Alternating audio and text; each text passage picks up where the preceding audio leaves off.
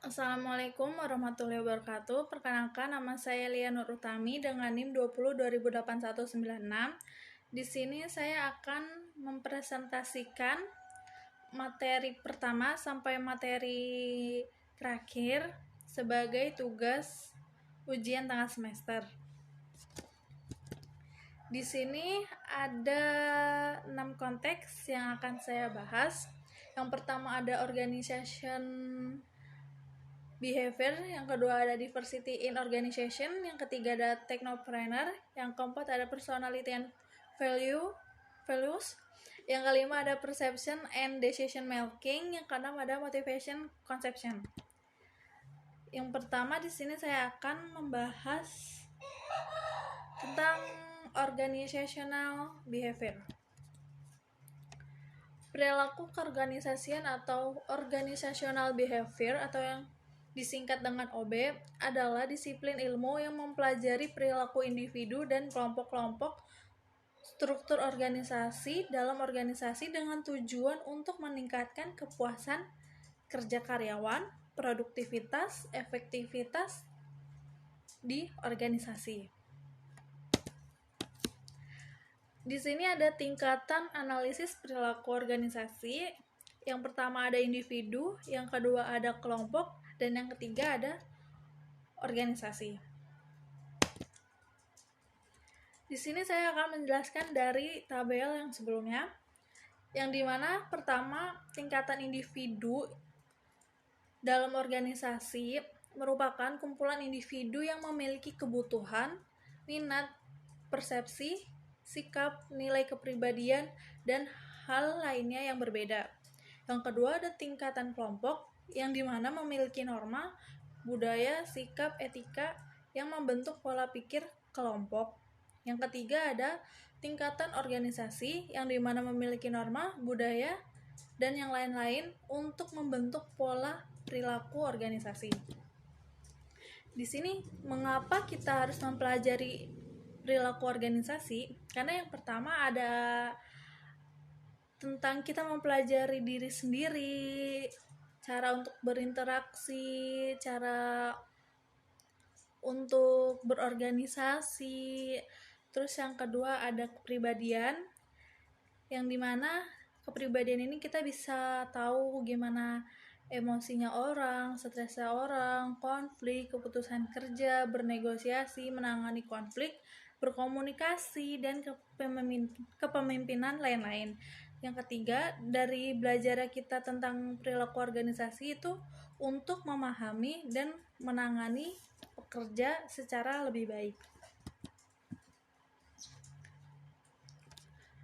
Komponen dalam organisasi di sini ada dua, yang pertama individu dan yang kedua organisasi.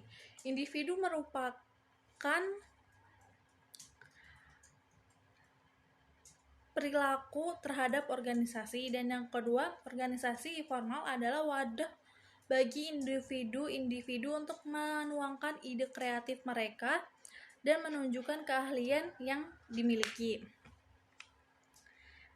Keragaman dalam organisasi ini juga memiliki perbedaan individu seperti umur, jenis kelamin, ras, etis, dan yang lainnya yang berada di dalam sebuah organisasi. Karena dalam organisasi ini kita memiliki peran yang berbeda dan sikap yang berbeda. Dengan keragaman, organisasi dapat memperoleh berbagai pandangan, kemampuan, dan berbagai hal yang dapat untuk mengatasi permasalahan organisasi atau perusahaan dan dapat meningkatkan efektivitas perusahaan. Selanjutnya saya akan membahas tentang diversity in organization.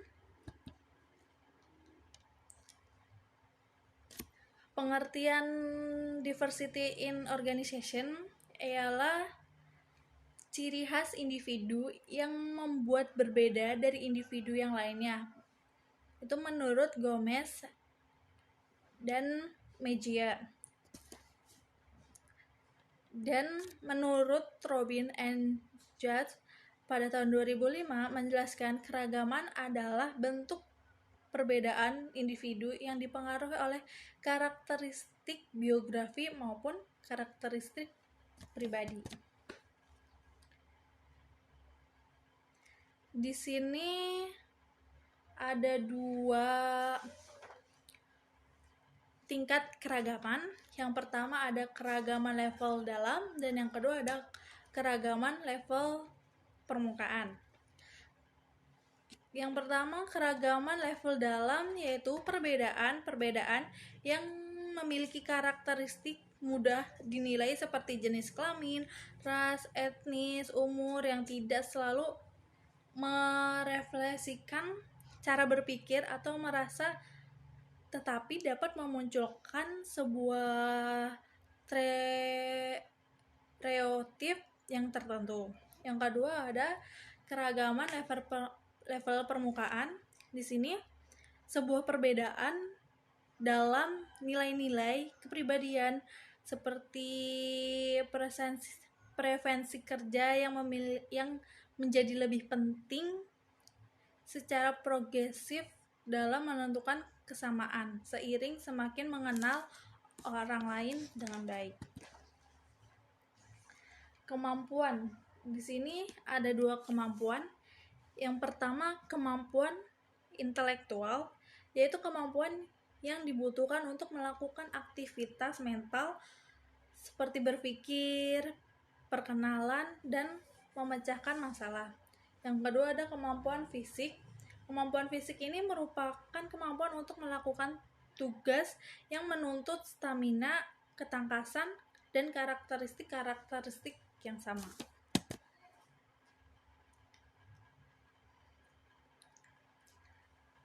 Karakteristik biografis di sini ada 7. Yang pertama yaitu umur, yang kedua ada jenis kelamin, yang ketiga ada ras dan etnis, yang keempat ada disabilitas, yang kelima ada masa kerja, yang keenam ada agama, dan yang terakhir orientasi seksual dan identitas gender. Dan di sini saya akan membahas tentang technopreneur. Technopreneur merupakan sebutan untuk seseorang yang memanfaatkan perkembangan teknologi mutu akhir atau dioptimalkan sebagai basis dalam pengembangan usaha. Sederhananya, technopreneur adalah seorang yang mengelola usaha untuk meningkatkan mutu operasional, mutu servis, dan mutu pemasaran menggunakan teknologi terbaru. Itu tentang technopreneur.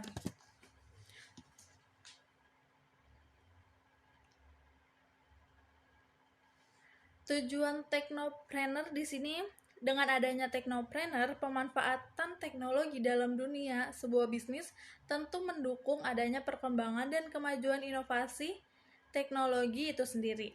Hal ini dinilai akan mendorong percepatan teknologi yang tidak hanya bermanfaat bagi bisnis tersebut, tapi juga bermanfaat untuk masyarakat dan negara.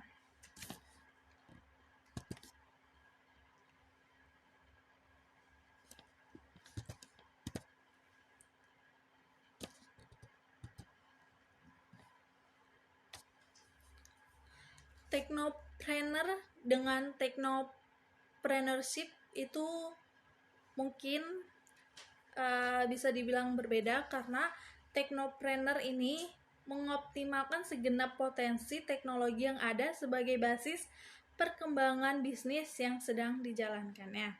Sedangkan technopreneurship ini mengacu pada pemanfaatan teknologi untuk pengembangan wirausahanya. Seorang calon entrepreneur harus membiasakan diri untuk tertarik pada praktik bisnis yang terbaik di lingkungan terdekat ataupun di mana saja. Praktik terbaik itu bukan hanya dipelajari, tetapi lebih untuk dipraktikkan atau dijalankan sesuai dengan konteks bisnis yang ada. Lalu di sini ada entrepreneur yang tadi sudah dijelaskan, ada entrepreneurship dan entrepreneur. Entrepreneurship yaitu proses pengorganisasian dan mengelola resiko untuk sebuah bisnis baru. Sedangkan entrepreneur yaitu adalah seseorang yang menciptakan bisnis atau usaha dengan keberanian dalam menanggung resiko untuk mendapatkan keuntungan dan pertumbuhan dengan cara mengidentifikasikan peluang yang ada. Berarti di sini entrepreneur adalah sebuah teknologi yang digunakan dalam pengembangan bisnisnya, sedangkan entrepreneur adalah seseorang yang menjalankan bisnisnya.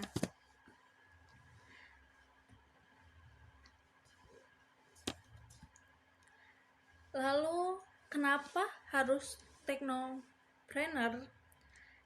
Yang pertama, yaitu dapat menghasilkan generasi yang kreasi dan berinovatif. Yang kedua, mencetak generasi yang berani mengambil resiko. Yang ketiga, menghadirkan lapangan pekerjaan yang baru. Yang keempat, mempersulit jurung kesenjangan teknologi. Yang kelima, memanfaatkan sumber bahan baku berasal dari Indonesia. Dan yang terakhir ada penghematan sumber daya energi.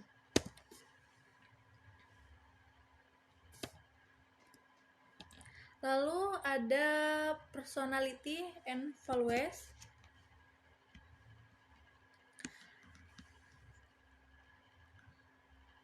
Menurut Rochek and Warren, di dalam bukunya yang berjudul Sociology and Introduction, mendeskripsikan kepribadian ialah sebagai organisasi yang memiliki faktor biologis, psikolog, serta sosiologi yang mendasari perilaku individu. Faktor-faktor biologis tersebut meliputi keadaan fisik, watak, seksual, sistem saraf, proses pendewasaan individu yang bersangkutan, dan juga kelainan-kelainan biologis lainnya. Values. Menurut Steinman, nilai ialah sesuatu yang memberikan makna dalam kehidupan untuk memberi acuan atas titik tolak dan tujuan hidup. Nilai ada sesuatu yang dijunjung tinggi yang dapat mewarnai dan menjiwai sebuah tindakan seseorang. Nilai itu lebih baik dari sekedar keyakinan yang selalu menyangkutkan tentang pola pikir dan sebuah tindakan, sehingga ada hubungan yang sangat erat antara sebuah nilai dan etika.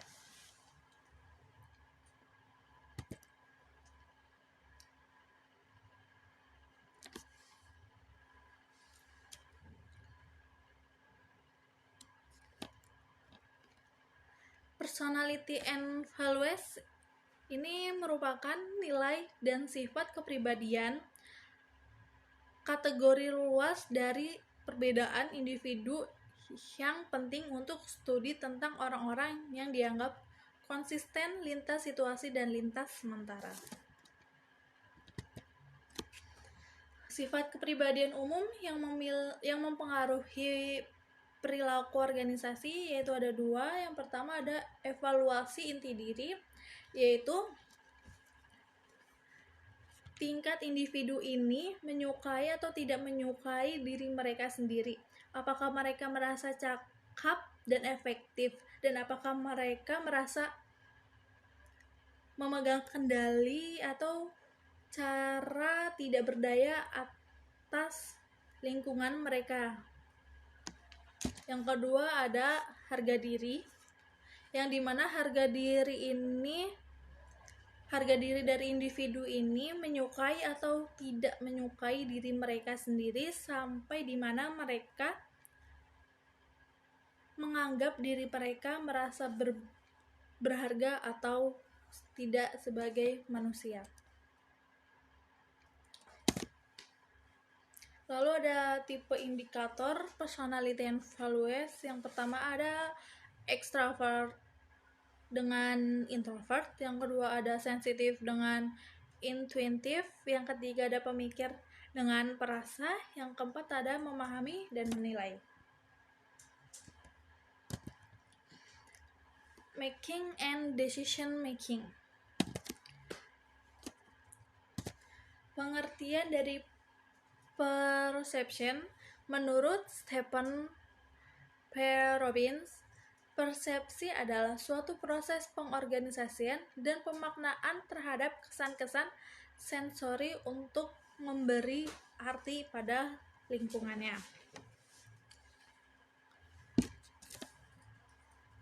Di sini kenapa persepsi itu sangat penting? Karena yang pertama,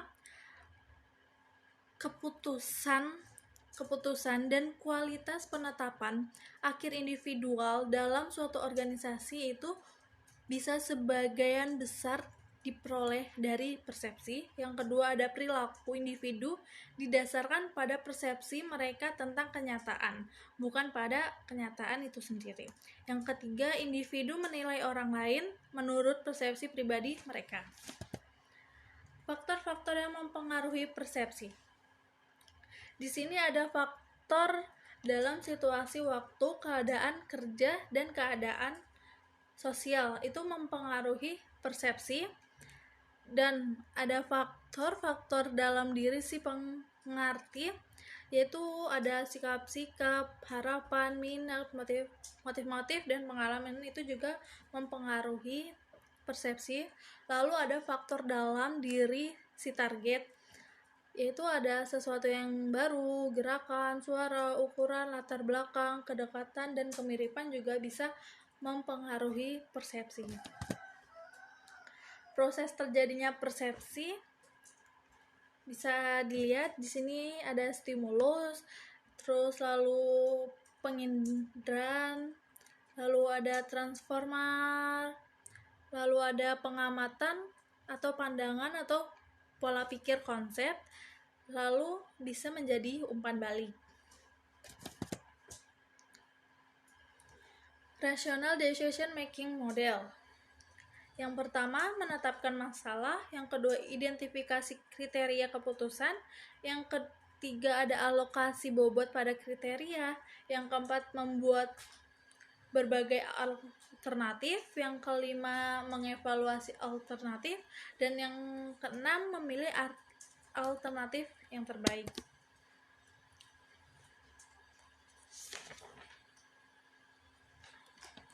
Di sini juga saya akan membahas tentang motivation konsep.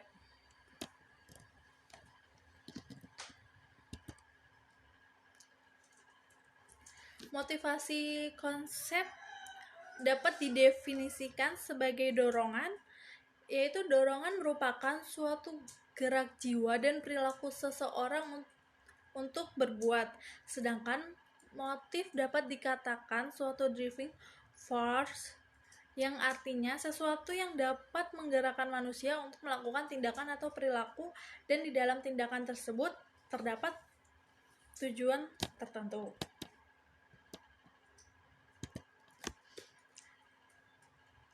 Teori motivasi menurut Robin yang mengatakan bahwa suatu proses yang menghasilkan suatu intensitas, arah, dan ketekunan individual dalam usaha untuk mencapai suatu tujuan, sementara motivasi umum bersangkut dengan upaya ke arah setiap tujuan. Lalu, motivasi adalah sebuah konsep yang mengurangi tentang kekuatan-kekuatan yang ada dalam diri setiap individu untuk memulai dan mengarahkan perilaku. Konsep ini digunakan untuk menjelaskan perbedaan-perbedaan dalam intensitas perilaku, di mana perilaku yang bersemangat adalah hasil dari tingkat motivasi yang kuat. Selain itu, konsep motivasi digunakan untuk menunjukkan arah dan perilaku. Jenis-jenis motivasi. Yang pertama ada motivasi internal. Motivasi internal itu motivasi yang tumbuh dari diri seseorang tanpa dipengaruhi oleh orang lain untuk melakukan sesuatu hal atau melakukan sesuatu untuk mencapai tujuan yang diinginkan. Lalu ada motivasi eksternal, yaitu motivasi yang datang dari luar diri sendiri, dari luar diri seseorang dengan harapan dapat untuk mencapai suatu tujuan yang dapat menguntungkan dirinya sendiri.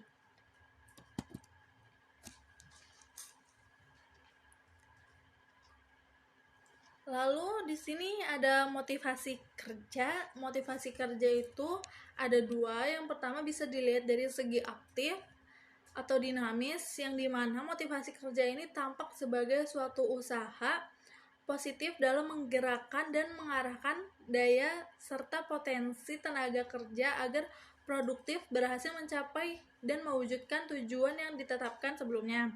Yang kedua bisa dilihat dari segi pasif. Motivasi ini tampak sebagai suatu kebutuhan, juga sekaligus menggerakkan dan mengarahkan potensi serta daya kerja manusia bisa ke arah dengan tujuan yang diinginkan. Dan di sini ada menurut Khattab, faktor motivasi terdiri dari berikut. Yang pertama, ada hasil kerja, keberhasilan atau prestasi. Yang kedua ada pengakuan atau penghargaan. Yang ketiga ada pekerjaan dan penuh tantangan.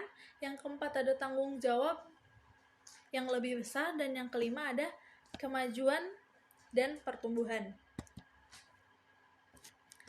Faktor pendorong intrinsik yaitu ada 3. Yang pertama, prestasi yang diraih.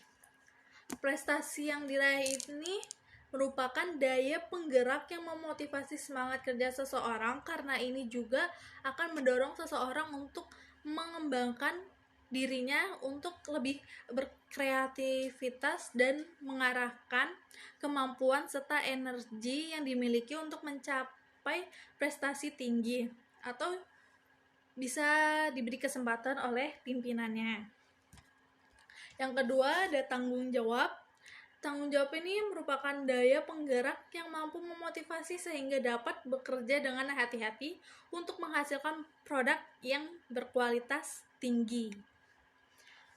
Yang ketiga ada kepuasan kerja. Kepuasan kerja atau the work itself, yaitu persamaan atas kepuasan atau the steady state theory of job satisfaction, yang mengemukakan bahwa kepribadian merupakan salah satu faktor penentu stabilitas kepuasan kerja atas dirinya sendiri.